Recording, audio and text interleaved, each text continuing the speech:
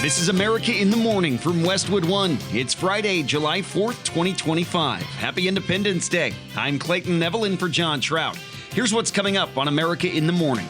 After months of debate and a week of tense votes and long odds, Congress passes President Trump's big, beautiful bill. I'm John Stolnis in Washington. Fireworks shows canceled over weather worries and concerns about ice, not the weather kind of ice. I'm Rich Johnson. Police say 4 people died in a drive-by shooting in Chicago. People were just falling and screaming. I'm Jennifer King. On Wall Street, it's quiet. After a record-setting day yesterday, the markets are closed for the 4th of July. We'll catch you up. I'm Jessica Ettinger. A wildfire in a wilderness area of Central California has exploded in size. I'm Lisa Dwyer. Suspensions at the EPA and a famous boxer on ice facing deportation. All ahead on America in the Morning.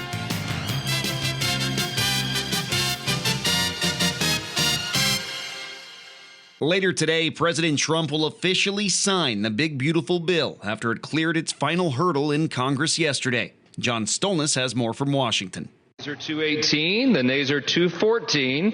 The motion is adopted. It was a long and winding road for Senate and House Republicans this week. At times, it appeared there was too much opposition from Republicans in the Senate and the House for the bill to pass.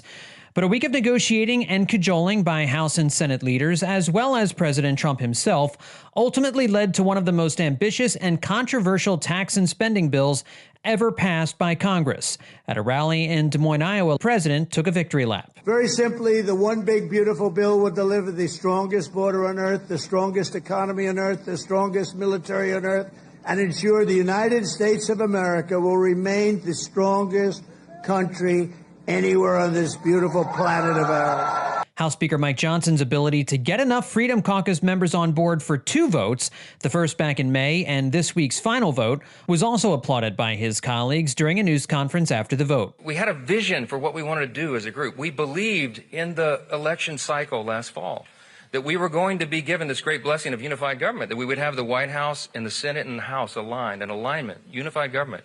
And we did not want to waste that opportunity because we understand the history. Just 2 Republicans joined Democrats and voted against it, Thomas Massie of Kentucky and Brian Fitzpatrick of Pennsylvania, although other deficit hawks were angered by changes made to the bill by the Senate. But once it became clear Johnson had secured enough votes, Democrats were left with little to do but protest, with Democratic House Minority Leader Hakeem Jeffries delivering a record-breaking speech from the House floor just ahead of the vote. I feel the obligation, Mr. Speaker, to stand on this House floor and take my sweet time to tell the stories of the American people. His speech lasted 8 hours and 44 minutes, the longest speech in House history. The legislation essentially paves the way for all of President Trump's second-term agenda to move forward, a fact he touted. With this bill, every major promise I made to the people of Iowa in 2024 became a promise kept. The president is expected to sign the bill at a 4th of July White House ceremony later tonight at around 5 Eastern. John Stolnis, Washington. There will be fireworks and cookouts around the nation as we celebrate Independence Day, but several communities across the country have canceled or postponed their 4th of July events today. Correspondent Rich Johnson reports on what has led some places to put aside those traditional events. The forecast for the nation's capital is dry and seasonably warm, which is good news for the hundreds of thousands expected on the Capitol Mall to watch the big fireworks show like this one from a couple of years ago.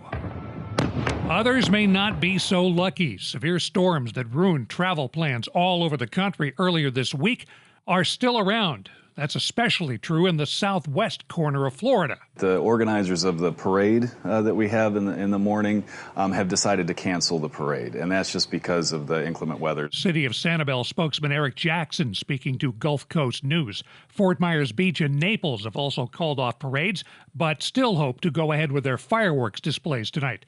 To the north, the city of Mankato, Minnesota hopes to put on its fireworks show tonight, but organizer Eric Jones says it's iffy. We're looking at some pretty intense rain coming through the area. Jones tells KEYC-TV if tonight's no good, they'll do the fireworks on Sunday. And events are being canceled elsewhere, not because of Mother Nature, But because of Uncle Sam. Last thing any elected wants is to have their community be raided, especially on one of our events like the 4th of July. The mayor of Bell Gardens, California, Jorge Chavez, on why the city decided to cancel its events because of the threat of immigration and customs enforcement agents showing up and detaining people. Los Angeles has also canceled its activities today. City Council member Isabel Jurado says it's sad to make that call. I think it encompasses the large amount of people that are being affected by this federal occupation and ICE raid. The comments from Jurado and Chavez, courtesy of KTLA TV. One Southern California city, Santa Ana, decided to hold its Independence Day events. The City Council overruled the mayor's motion to cancel. I'm Rich Johnson. A famed boxer overstays his visa and is now facing deportation. We'll tell you who when America in the Morning returns. Don't go anywhere.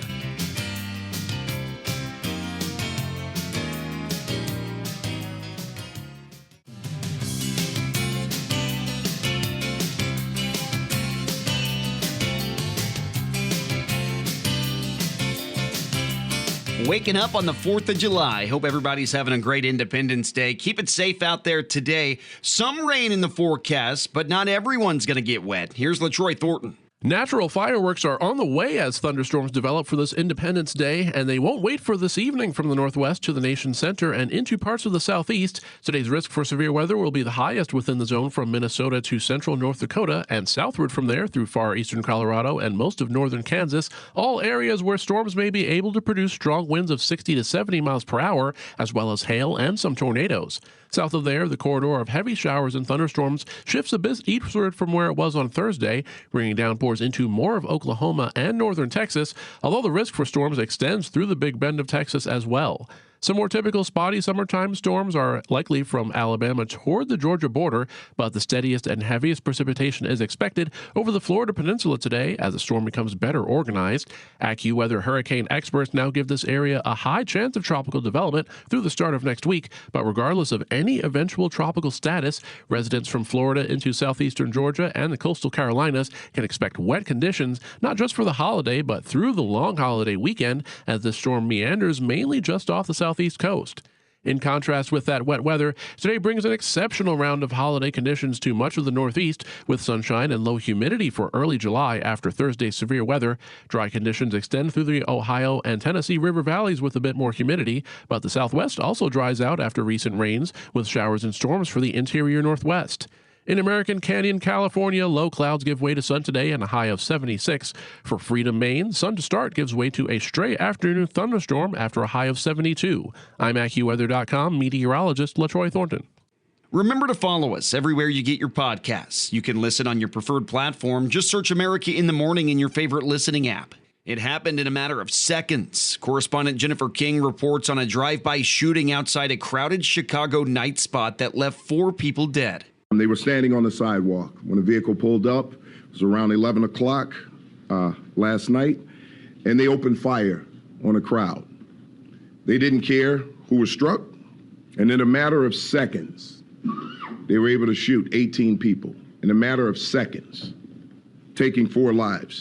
Police say 4 people died in a drive-by shooting in Chicago's River North neighborhood. The dead included 2 men and 2 women. 14 others were hospitalized. You can hear boom, boom, boom, boom, boom, boom, round. Witness Crystal Gray. People were just falling and screaming. The shooting happened late Wednesday as people were leaving after a release party for Chicago rapper Mellow Bucks. From people screaming to blood on the streets to people laying on the streets, horrific, more than I've ever seen. Street pastor Donovan Price said there was mayhem and confusion at the scene. People wanting to find their other people, find who was alive, finding who was, where their phones were because they dropped them in the chaos. Audio courtesy ABC 7 Chicago. I'm Jennifer King. A famed Mexican boxer has been arrested for overstaying his visa in the United States and now faces deportation. Correspondent Gethin Coolbaugh reports.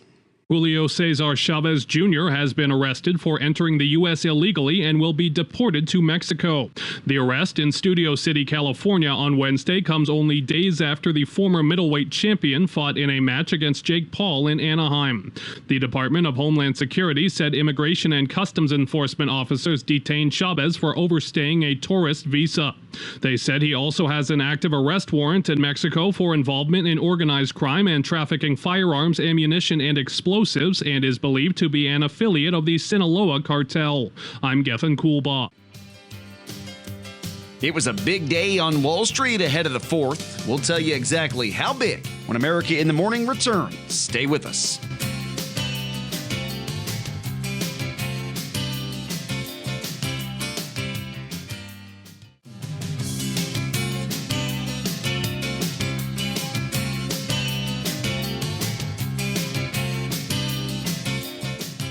Here's CNBC's Jessica Ettinger with Friday Business.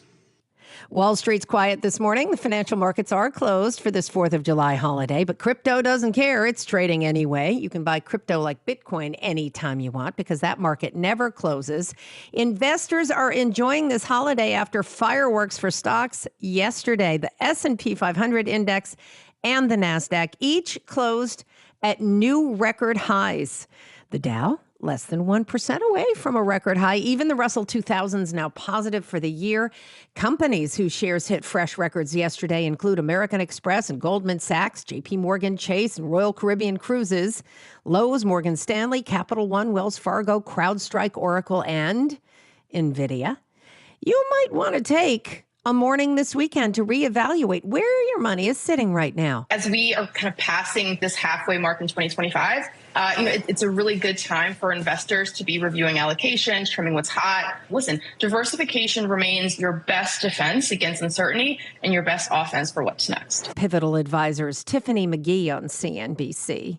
More jobs than expected were created last month. 147,000 jobs. Definitely a bit better than expected. It's a pretty good number. And guess what? Now, let's look at the unemployment rate, 4.1%. That's CNBC's Rick Santelli.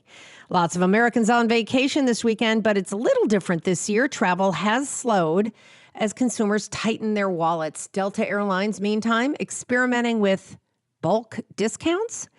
Meaning if you're shopping for a plane ticket for 2 or more flyers, you might see one fare quoted. But if only one person's flying, you might see a noticeably higher fare.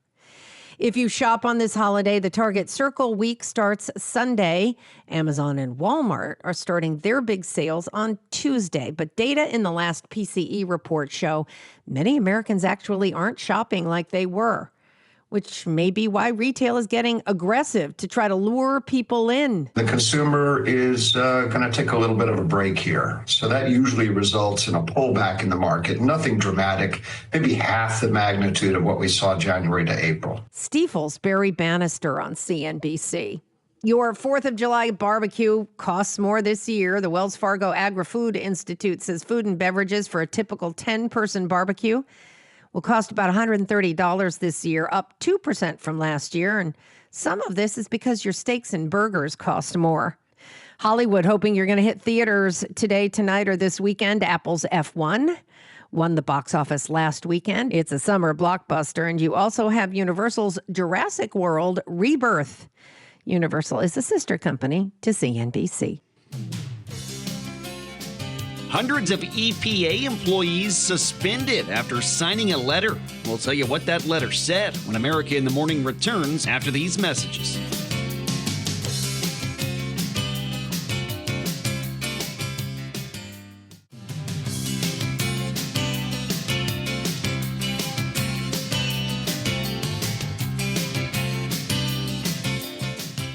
A fast-moving blaze has become California's largest wildfire this year, growing to more than 80 square miles. Lisa Dwyer reports on the Madre fire.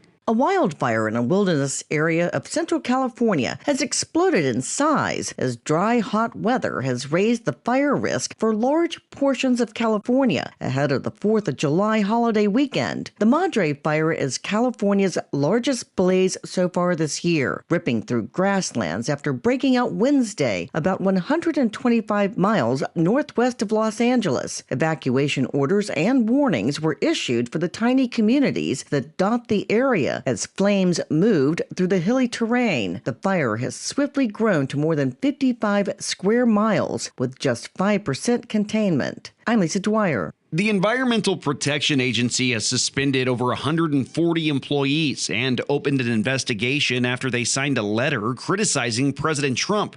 Correspondent Mike Hempen. In an EPA email obtained by the Associated Press, the agency says 139 employees have been placed in a temporary non-duty paid status for the next 2 weeks, pending an administrative investigation. The EPA says these workers signed what it calls a declaration of dissent with agency policies. In a letter made public Monday, the employees wrote that the agency is no longer living up to its mission to protect human health and the environment. They were speaking out against a weakening of funding and federal support for climate, environmental, and health science. The EPA says it has a zero-tolerance policy for what it describes as career bureaucrats unlawfully undermining, sabotaging, and undercutting the Trump administration's agenda. Mike Hempen, Washington. And breaking overnight, a North Korean man somehow managed to cross the heavily fortified demilitarized zone separating the two Koreas and is now in South Korean custody. The South Korean government said that it notified the U.S.-led United Nations Command about the incident and had not detected any immediate signs of unusual military activity by the North. While border tensions remain high, it's rare that anyone crosses the border in that zone. America in the Morning for Friday, July 4th, 2025 is produced by Jeff McKay. Happy Independence Day. I'm Clayton Neville for John Trout, and this is Westwood One.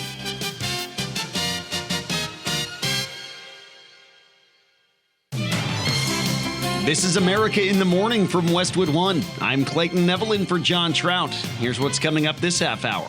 House Republicans have overcome setbacks and passed President Trump's spending cuts bill. Sagar Magani, Washington. A record number of Americans hitting the road this holiday weekend. Gas prices are the lowest they've been. I'm Jeff McKay.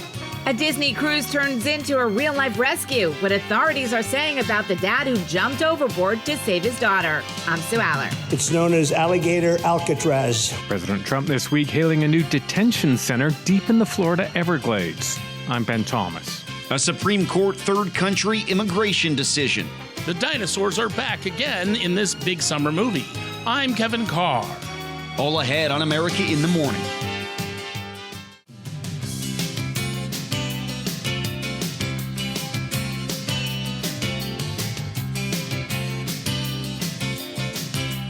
It's the 4th of July. A lot of us waking up, peeking out the window to see what the weather's going to be like. Well, you may need your sunscreen and your umbrella, depending on where you are. Here's LaTroy Thornton. As this 4th of July holiday progresses, the Northeast and the Southwest may turn out with the best conditions of all for any outdoor plans. In fact, after what turned out to be a rather active Thursday of severe weather from northeastern Pennsylvania and northern New Jersey through much of New York and New England, today's much nicer conditions may very well amount to one of the best days of the year just in time for the holiday, beyond a cold front that will continue to bring in lower humidity. In fact, plenty of sun can be expected from the Midwest and interior South through the Ohio Valley and much of the Mid-Atlantic as well, with more clouds hanging around Maine as some energy lagging behind the front sparks additional showers and thunderstorms through today.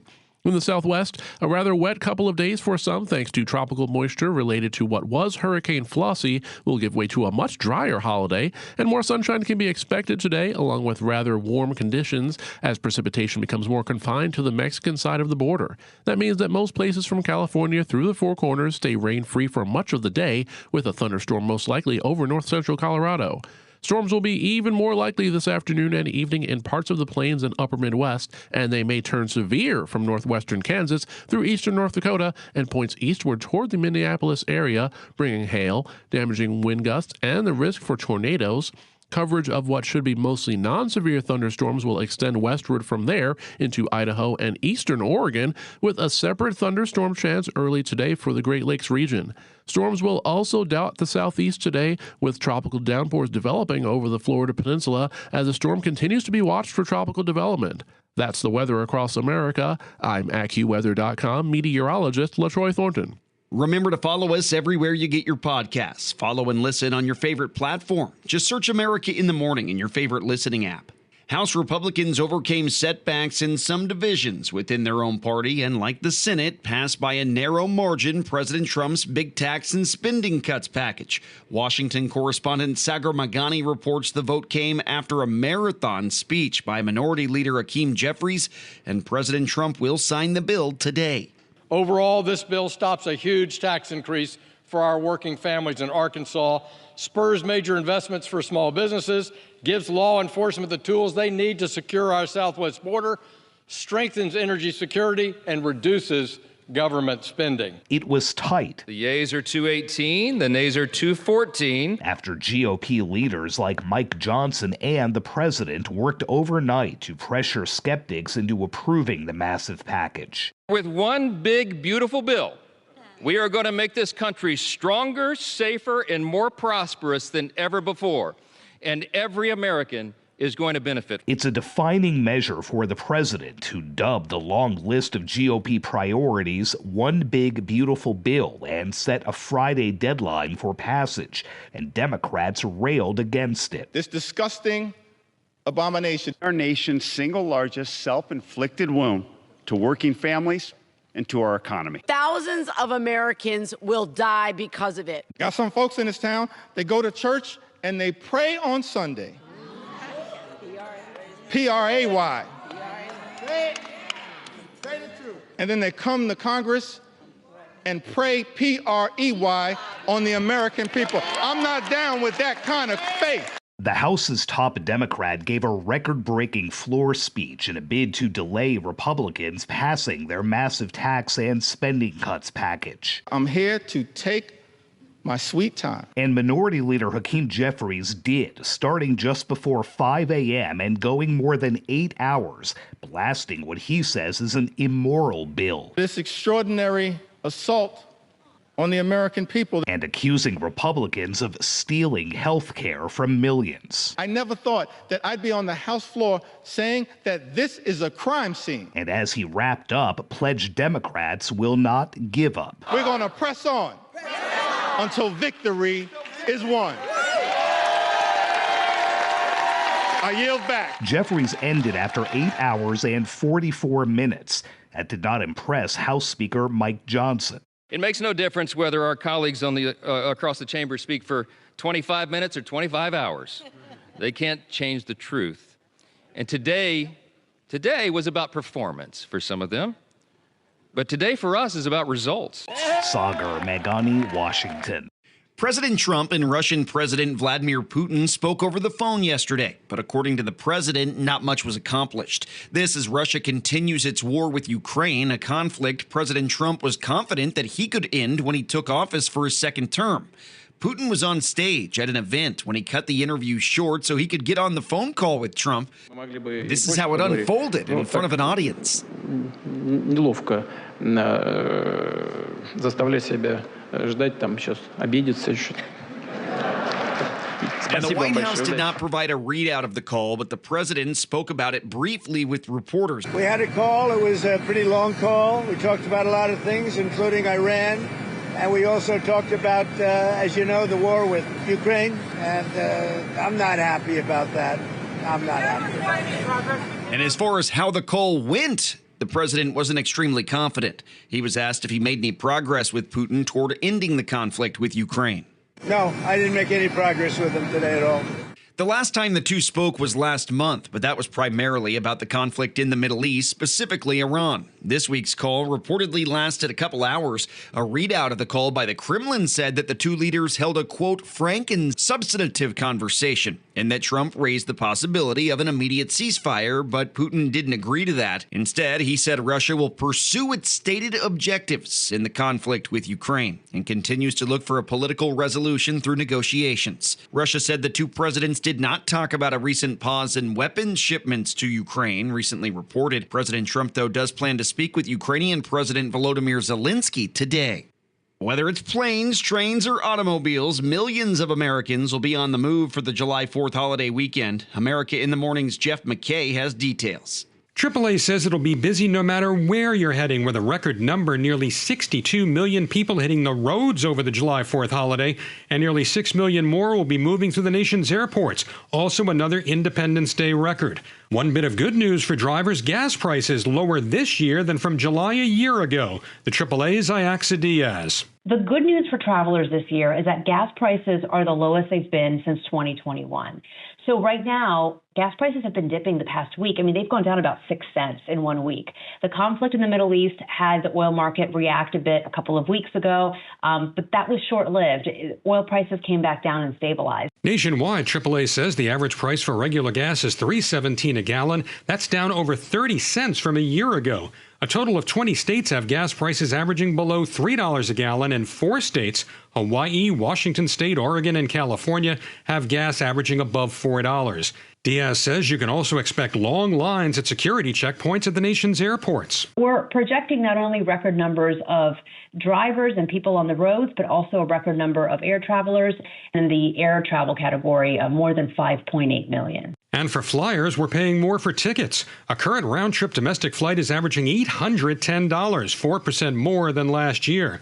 As for weekend travel, AAA says the worst times to be on the road will be between 12 p.m. and 5 p.m., meaning early or late travel to beat the traffic jams. Have a safe holiday weekend. I'm Jeff McKay. Officials in Florida are clarifying details after a father saves his daughter who went overboard off a Disney cruise. We've got those details when America in the Morning returns after this.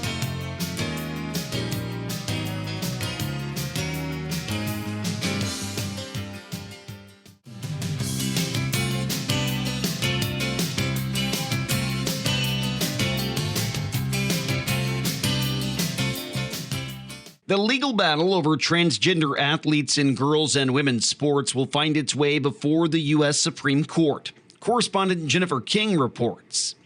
This fall, the Supreme Court has agreed to review lower court rulings on the participation of transgender athletes in school sports in Idaho and West Virginia. More than 24 states have enacted laws restricting transgender women and girls from participating, and some of the laws have been blocked in court. The American Civil Liberties Union and the women's rights group Legal Voice sued Idaho on behalf of Lindsay Hecox, who hoped to run for Boise State University. Hecox says trans people belong in sports, and competing by herself would make her feel othered. West Virginia is appealing a lower court ruling that found their ban violates the rights of Becky Pepper Jackson, who sued the state in middle school because she wanted to compete in track. Just 2 weeks ago, the court upheld a ban on gender-affirming care for transgender youth, and this week, the University of Pennsylvania modified records set by a transgender swimmer, Leah Thomas. Jennifer King, Washington. In Florida, authorities are setting the record straight about a dramatic rescue by a father after his daughter fell overboard off a Disney cruise ship. Sue Aller has the details. Over the weekend, a 5-year-old girl fell from the 4th deck of the Disney Dream. Her 37-year-old father immediately jumped into the ocean to save her. This passenger spoke with Fox News. Out of our bingo game, I just saw a bunch of the staff running outside on the 4th floor deck, and I figured something had happened. We were able to see the rescue boat immediately go into the water. Authorities praised the crew's rapid response and training, which led to the successful rescue in about 20 minutes. These passengers who witnessed the event spoke to News 6 Orlando. Bless his heart. How did he survive that long? What a dad. Oh, my God. That's a dad that needs to have a hero. He's a hero. Online speculation quickly followed, with some claiming the father had placed his daughter on the railing for a photo before she fell. But the Broward Sheriff's Office has firmly denied those claims, confirming via ship security footage that the fall was accidental. And everyone was like cheering on the ship. Authorities say the father was hospitalized for his injuries, and his daughter was also checked out by medical staff, though details remain private out of respect for the family. I'm Sue Aller. The first detainees are being brought into the detention center in Florida being called Alligator Alcatraz. Correspondent Ben Thomas reports. It's known as Alligator Alcatraz. President Trump this week hailing a new detention center deep in the Florida Everglades. Very soon, this facility will house some of the most menacing migrants, some of the most vicious people on the planet. The first group of immigrants are set to arrive Wednesday night. Florida's Attorney General saying they'll number in the hundreds. The center was built in 8 days over 10 miles of Everglades. It features more than 200 security cameras, more than 28,000 feet of barbed wire, and 400 security personnel. We're surrounded by miles of treacherous swampland, and the only way out is really deportation. Environmental groups and Native American tribes have protested, contending the center's a threat to the fragile Everglades ecosystem, would be cruel to detainees, and is on land the tribes consider sacred. I'm Ben Thomas. The Supreme Court on Tuesday handed down a big victory for the Trump administration, clearing the way for the deportation of 8 migrants from Djibouti to South Sudan, a country not listed in their original removal orders. The decision gives the Trump administration a green light to move forward with third country deportations under President Trump's executive order, even to destinations not previously clarified in court-approved removal documents. The 8 individuals include violent offenders with convictions for murder, robbery, and sex crimes involving minors. Robinhood crypto management may be in a bit of hot water after alleging that their new OpenAI token was tied to shares in the company. Chuck Palm has details in today's tech report. OpenAI is throwing cold water on Robinhood's flashy new stock token, dubbed the OpenAI token. In a Reuters report, OpenAI claims to have zero involvement with the trading platform's so-called new OpenAI tokens. Robinhood also announced at the Cannes event a new SpaceX share token, but only for eligible European Union crypto traders. Robinhood pitched the idea of giving retail investors a slice of private companies like OpenAI via blockchain and sent their stock soaring 13% to an all-time high. One small problem, these tokens were not tied to actual stock from any company. OpenAI announced on X that these tokens are not OpenAI equity, and we did not partner with Robinhood, nor are we involved in this, and we do not endorse it. Robinhood's tepid response says this is a limited offer tied to a stake in a special investment vehicle. This particular hype train just hit a speed bump. Find me at chuckpalm.com. Robert Workman has sports. Baseball, the Blue Jays beat the Yankees 8-5 to sweep the 4-game series in Toronto and take over first place in the American League East. What a series for George Springer. 2 more homers on Thursday, 4 in the series, 8 hits, and 11 RBI. Cubs shut out the Guardians 1-0 in 10 innings. Cleveland emergency starter Joey Cantillo and the bullpen held Chicago to just 3 hits through 9 innings, but the Cubs pushed across the ghost runner against Emmanuel Clase in the 10th. Cantillo was called up to replace Luis Ortiz, who is now under investigation by MLB for gambling.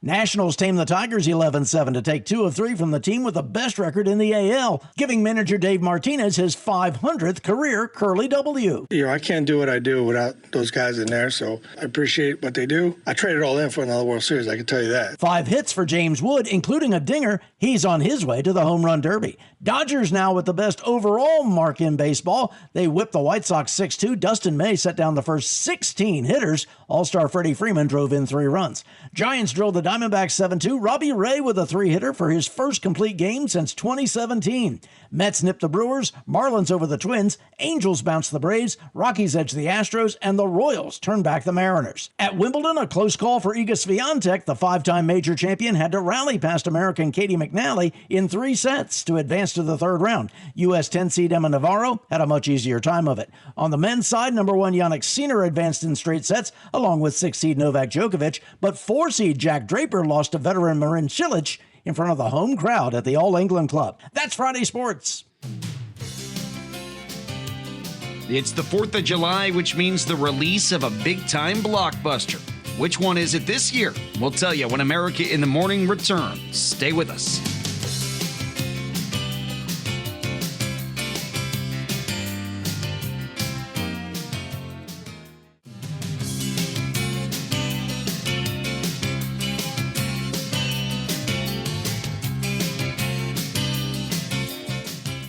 He appeared in hits including Reservoir Dogs and Kill Bill. Correspondent Mike Hempen reports on the passing of actor Michael Madsen.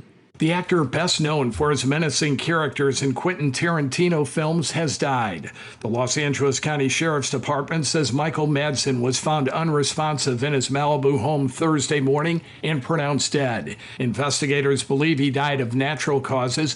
They do not suspect any foul play.